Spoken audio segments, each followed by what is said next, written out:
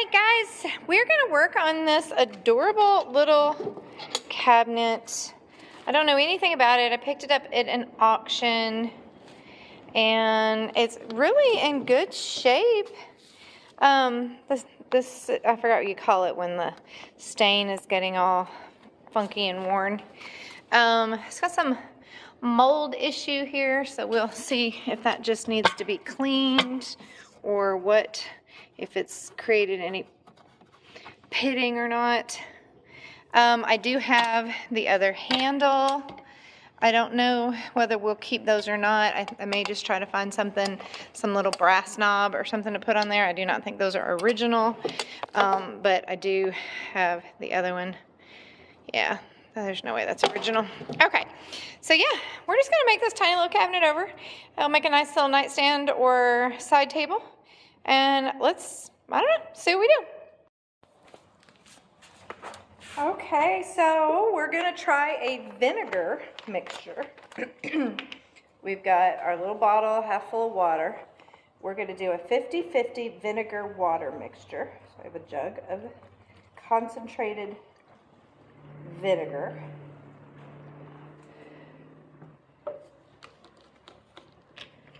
And we'll see how that does. Guys, I've been really sick. This has been a really rough week. I've been terribly sick. So, we're a little behind on our video here. But let's get started and see what this vinegar does. So, I haven't put anything else on it. I'm just going to go straight in with the vinegar water mixture and spray it on where we know that we have this mold growth.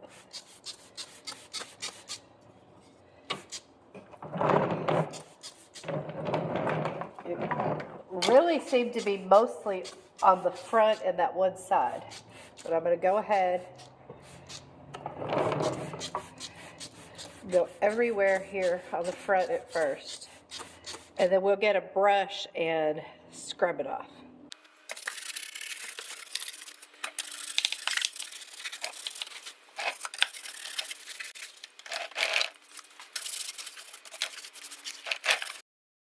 All right, wiping off that vinegar. It actually did a really good job. It was, this is dirty in general. I hadn't cleaned it before I put the vinegar on, but I wanted to really spray that in there, and I was impressed. And of course, I really wanted to get that vinegar off of there, and so I used, this is just regular water in this bottle, and I'm using my scraping tool to get in that detail and just get any buildup that might have been in there.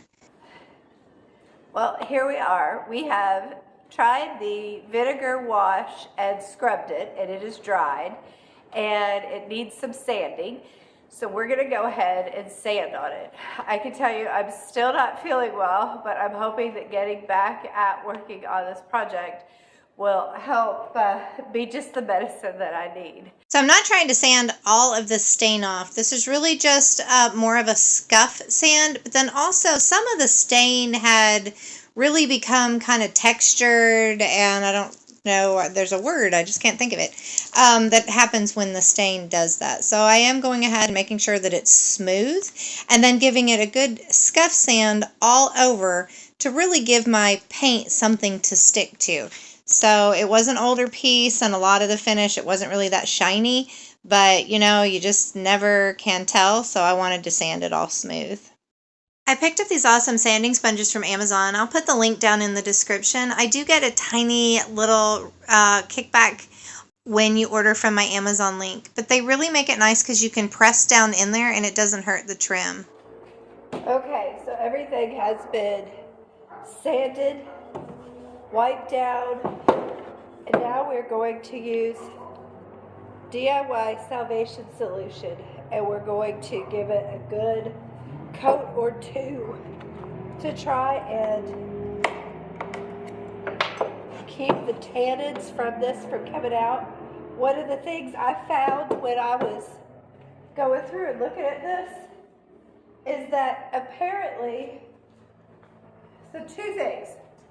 One, I don't know if you can see it. So the first thing is the fact that Apparently at one point it was painted green and then it was painted white, because on the bottom you can see it. Here, can you see, here is some of the green that was left. So you could really see it on the bottom. And here, whoops, here you can see the strips from the old veneer. And you can see it down here as well. So apparently the veneer was here and somebody sanded off whatever paint job was on there or pulled the veneer off, hiding the paint job. You can really still see it on the bottom. And then they stained over it. So this staining is not the first, but it's very red, and I have a pretty good idea that it's going to come back through. So the stain blocker Salvation solution, this is in the color clear. It also comes in white. This will seal that in, so those tannins will not bleed through. And so we're going to go ahead and do that. It's just a good idea to do that, especially given our mold situation that we had, that even though I feel confident that that is gone, I still want to go ahead and use this to seal anything, just to keep it just healthier. And the thing about Salvation solution is that it is a healthy, there's no VOCs. You know, I'm out here in the shop and it's big and there's a lot of air, even though I'm still really sick. But it does, however, it's still very safe. That's where I'm going with that. Anyway, let's get to painting. So this is pretty thin. So you want to be careful and do several thin coats. Don't try to get it too thick because it is a pretty thin solution here. Get some of that back down here. I did go a little bit thick, so that's what made me think to say that. I hope we don't fail to see the beauty of being free. Don't forget what you love the most. I just wanna keep you close, so we have to give it one more try before the idiots are taking over. Alright, it has a coat on here. This is the second coat, and we are going to let it dry. It is definitely ruddier, so you know, I have to really be careful. It wants to pool, so I keep taking my brush and trying to get, you know, out of places where it's pooling. But this is what is going to keep it from bleeding through our paint job. So the paint we're using today is the DIY Cottage color Pacific. It is this beautiful blue, and the DIY Cottage colors with Jamie Ray Vintage has a built-in sealer. So once you have put your coat on there, you do not need a separate sealer. So I pretty much just get the paint on there and then I go back and smooth it out. It does also have a self-leveler, so it will smooth down and eliminate pretty much all the brush strokes.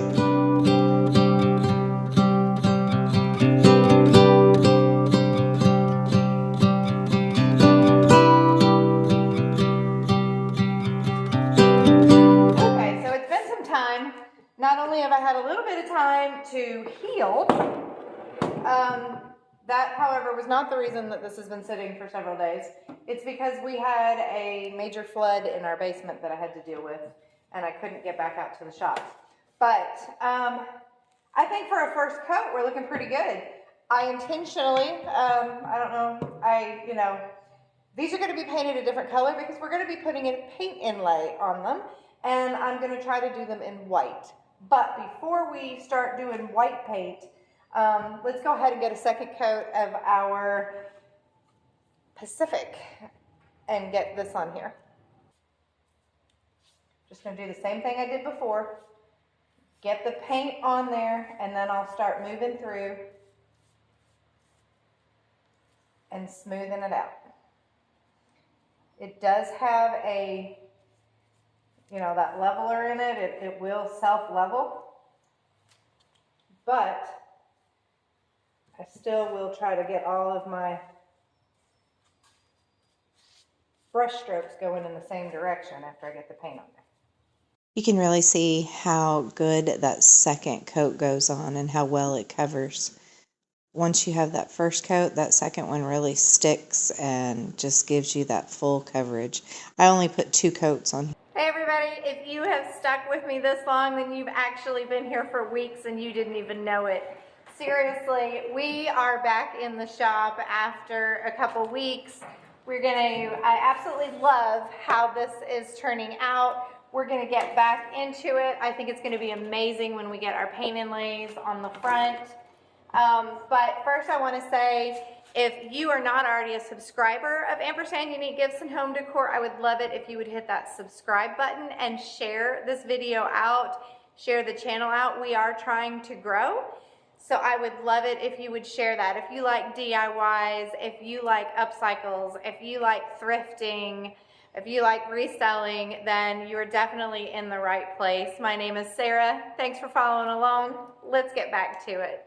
Okay, so my husband said, oh, you need to leave that blue and brown. That looks so good together, but this has Salvation Solution all over it. I've got some paint. I'd have to sand it off anyway. So we're gonna stick with plan A, which were our paint inlays. So if you are unfamiliar with an IOD paint inlay, it is this gridded paper. The grid is on the back side, paint is on the other side, and it is literally paint. So you put in your base, which we are going to use DIY's White Swan clay-based paint. So it is not the one with the sealer or sealant. And we are going to figure out exactly how much we're going to put on here, because you can see it ends just a little bit over, and that gives you kind of an opportunity to overlap, but you need to make sure you account for it when you're measuring out what you're going to do. So whether I'm going to go this way or this way, I want the drawer and the doors to have the paint inlays. So it comes with, I think, 8 sheets. Making that up, I think it's 8. And they do actually connect. So figuring out where they go, what's the match. I need to take a look. Here we go. I think, actually, these are identical. Okay, that didn't do me any good. So I got to find the other half of these. That is on me. These have been folded up over on my workbench, so it's my fault. These are all 3 the same. I got to find the other halves. I'd say there's 4 of one, 4 of the other. So let's try to find this one. And that would be my husband running a grinder because he's being obnoxious. He's not even grinding anything. He's just picking on me.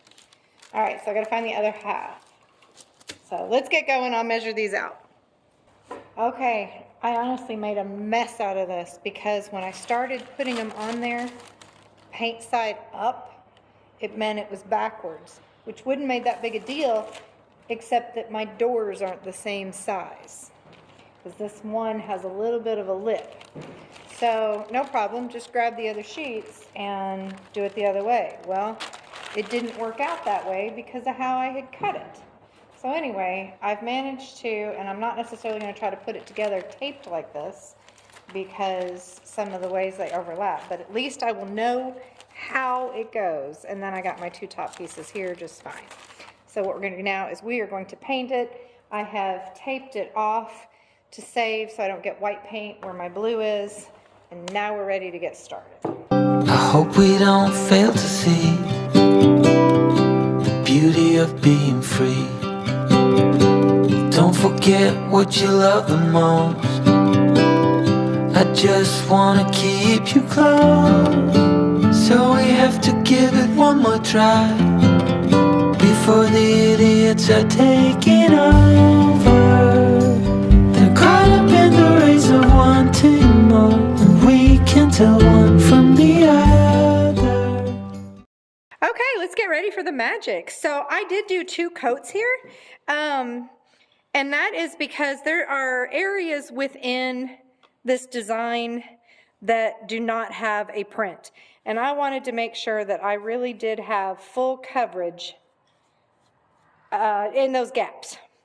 So what we're doing now is we're going to put what is our third coat on here. And I'm just making sure that I get a good coat.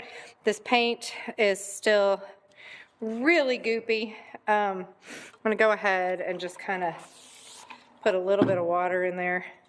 Help smooth this over. It's really important that you make sure that everywhere that you're going to have your paint inlay has a nice fresh coat of wet paint here, because that is what it's going to stick in. All right. And so I'm starting with the easy part because I knew that, let's see, helps to make sure that I know I got it right. I think this is terrible. Can't remember how it goes. Okay, there we go. And so I'm going to go ahead and I'm going to spray my paint inlay here a little bit. Just kind of getting it just a little damp. I'm going to come over here so I can get to this. And I cut it to go the entire width of the drawer. Ooh. You don't want to shift it around any more than you absolutely have to. I'm a little down too far. Bummer. But I don't want to try to pick it up. And then we'll get this little piece. And we're going to come in here and take it right. This is not a very good tutorial. Because if you overlap it, then all you're doing is putting your paint inlay on the other piece of paper. So it's very important that you, now I'm going to get it wet. The rest of that sentence is it's important you make sure you're putting it on the item and not on top of the other paper. Definitely easier to do this when you are using all one piece and you don't have to break it apart like this. So I'm making sure that everywhere there is paint, so my blue design, that I'm pushing it down into my wet paint. So again, you know, you spray it. That's kind of what helps to release the paint. You don't want it to be completely, totally saturated, but I'm trying, and you don't want to smear it. The more you smear it, the less precise your design is. But you do want to help press it down everywhere to make sure it's making contact with that wet paint. And again, I got a little on the edge over here, which is fine. It just means that up here, I'm going to have to do something, some kind of sanding, and distress that back because my design did go all the way to the top. And I kind of goofed there. So we're going to do the exact same thing here, and I'm just kind of spraying it with water so that my paint will go on a little bit smoother. I already have 2 coats, so this is the 3rd coat that I'll be putting the paint inlay in. And I am using White Swan by Debi's Design Diary DIY Paint. And this is the one I had to tape all back together. So I'm trying to lay it down smoothly, and I do end up having to take a couple of the pieces of tape off to be able to get it laying next to each other so that they're not overlapping. So it definitely was a little bit more of a challenge than I had originally anticipated, but I think it turned out pretty good in the end, so we'll see. You can let me know in the comments what you think.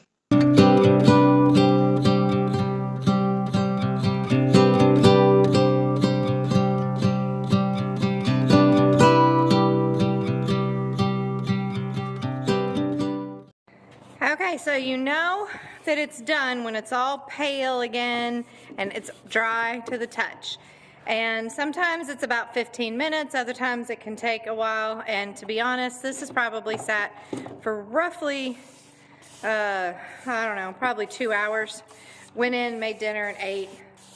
And what you want to do now is I'm spraying it with my water because you want to get it soft again so that you can pull it off.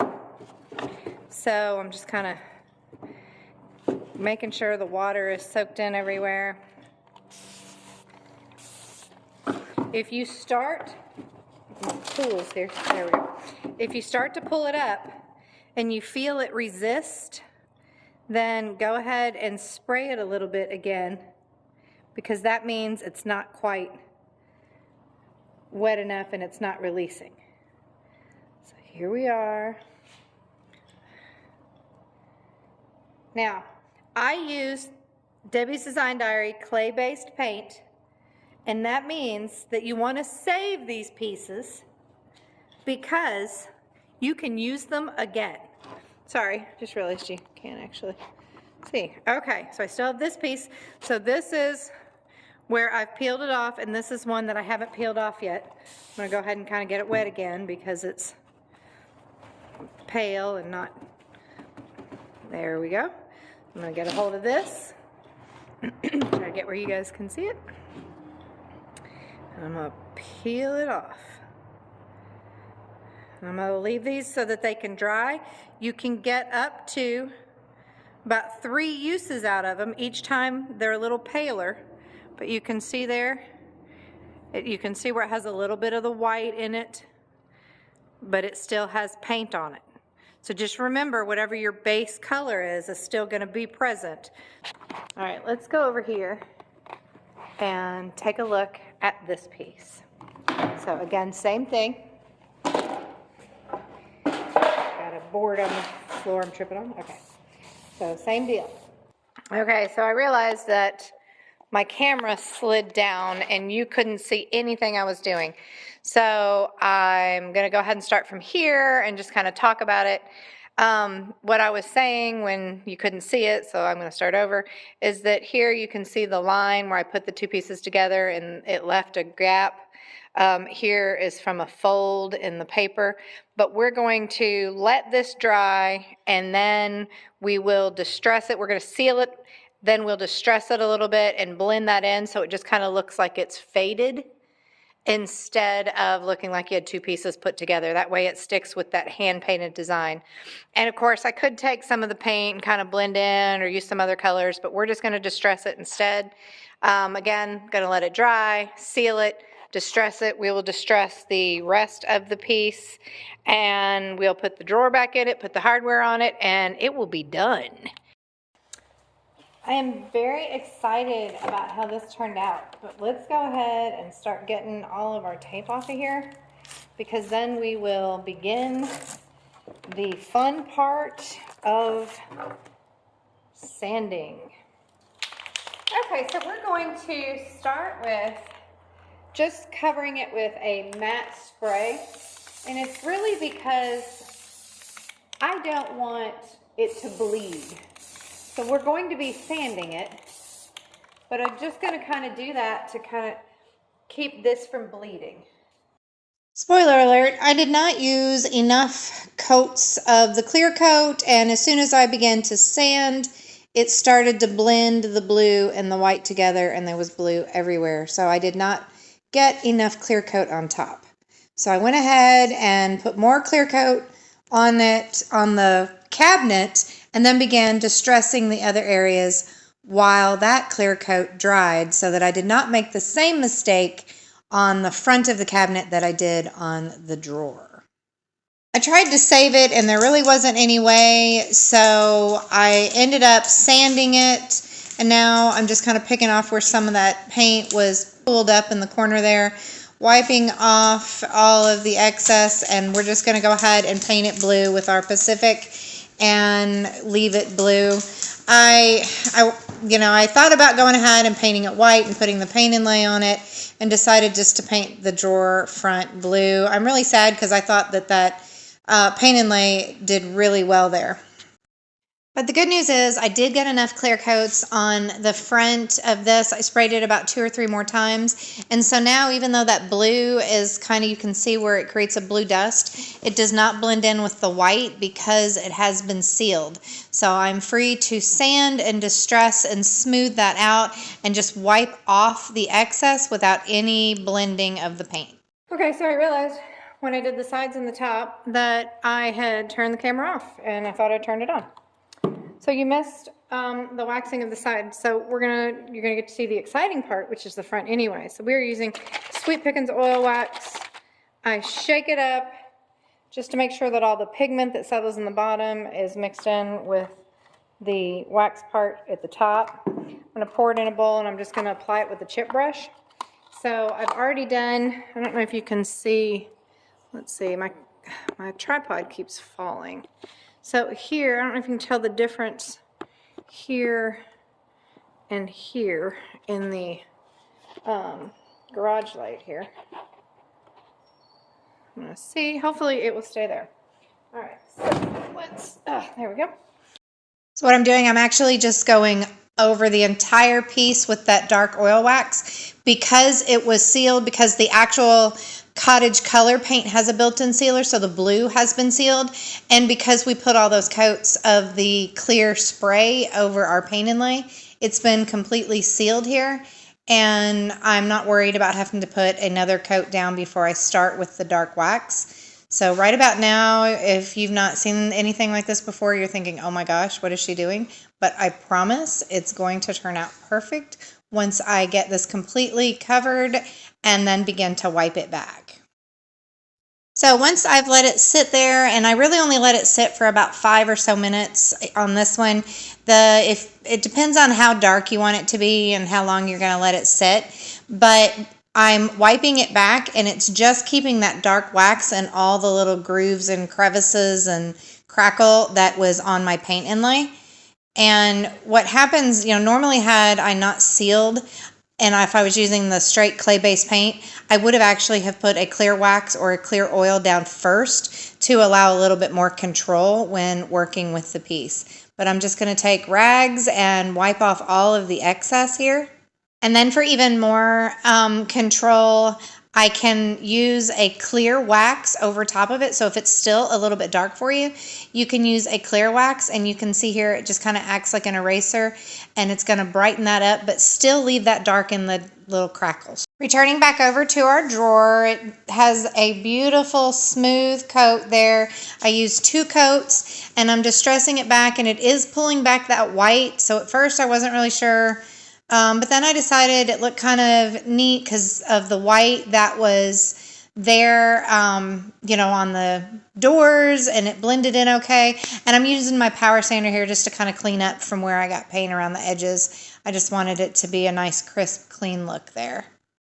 Once I got everything sanded and then wiped clean, I went ahead and started adding the oil wax just to get that consistent aged look that I'm going for. And I did put it a little bit around on the wood and down the sides just for a continued look around being an aged cabinet. Because one of the things you can do, and this is just a shoe shine brush, it's just a vintage thrifted shoe shine brush, is that you can really buff it. I'm just trying to get rid of some of the places that are still wet. It's been drying for probably, I don't know, 6 hours. And again, it kind of had some wet places. But this will cure and get really hard and give that just amazing protection. So I'm completely swapping out the hardware. We're going to go with this copper. I couldn't really find anything I liked. This had those awful big fake porcelain knobs that poked out. Look at my filthy nails from that wax. About this far off of here. And then this had a nice curved, beautiful with wheat, but the color was all gone. It was just not... It needed to be repainted, and it just wasn't really very pretty.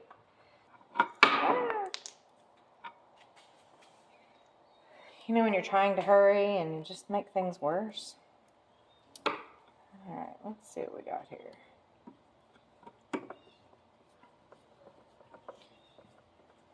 So these doors are really thick, and I made sure that my screws were not going to be too long before I started here. Or too short. but went ahead and finished adding all the hardware. And I think that it is absolutely beautiful. I like it better than before, but let me know in the comments what you think. You keep turning heads when you walk by. If they only knew you love me blind. You don't even notice their starry eyes.